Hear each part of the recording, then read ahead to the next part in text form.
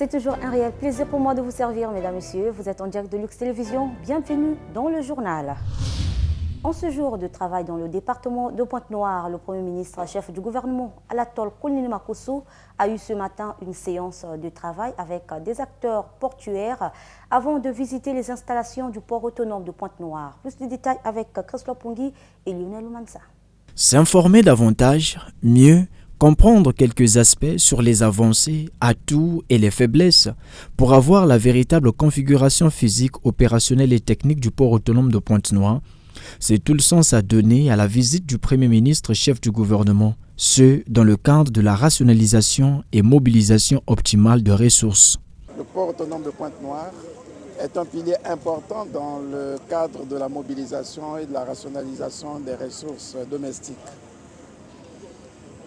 Le président de la République nous interpelle chaque fois lorsqu'il nous fait constater qu'il n'y a aucune raison que les autres ports à travers le continent puissent mobiliser plus de ressources que le port de Pointe-Noire, qui est un port, un des plus grands ports en eau profonde, et avec tous les investissements que nous avons réalisés. Et nous menons une grande réforme pour permettre au port autonome de Pointe-Noire d'apporter les dividendes qu'il faut au financement du développement de notre économie.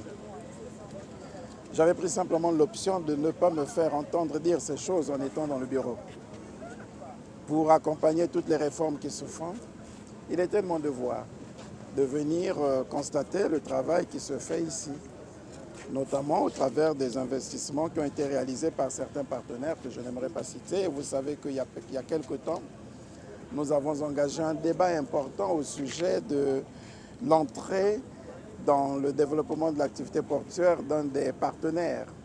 Et ça avait suscité d'ailleurs beaucoup de réactions de la part de nos compatriotes et particulièrement de la part de certains opérateurs du port autonome de Pointe-Noire. Il me fallait venir voir qu'est-ce qui se fait, comment les quais sont en train d'être aménagés, comment les différents parcs à conteneurs, les différentes installations et les infrastructures du port sont en train d'être restructurées, reformées, rénovées. Et comment, lorsque désormais nous devons parler de ces questions, nous pouvons être au même niveau d'information et envisager ensemble les réformes à faire. Cette visite aura aussi permis à Anatole Koulinémakosso d'apprécier les richesses naturelles et maritimes qui regorgent les eaux congolaises.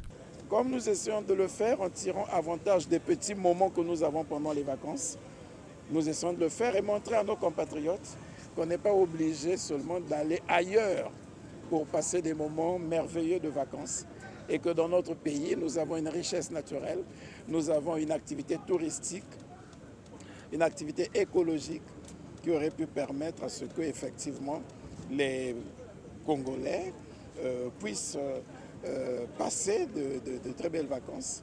Et le spectacle que nous avons vu tout à l'heure, qui m'a été inspiré par Madame la ministre de la Culture, parce que la ministre de l'Industrie culturelle et touristique a été pionnière en la matière.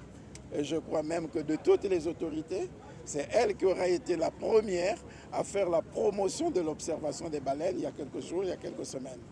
Et ayant constaté cela, il me fallait moi aussi venir sur les pas de Madame la ministre de l'Industrie culturelle et touristique, voir ce que c'est et constater que ce que nous admirons dans d'autres pays peut bien se faire ici. Nous avons eu droit à un très beau spectacle avec cette observation des baleines et de dauphins. Notons qu'avant la visite des installations, le Premier ministre chef du gouvernement a eu une séance de travail avec l'équipe dirigeante du port, laquelle séance lui a permis d'informer son personnel de sa prochaine visite qui servira de tremplin pour valoriser et rendre plus visible le port autonome de Pointe-Noire à l'échelle mondiale.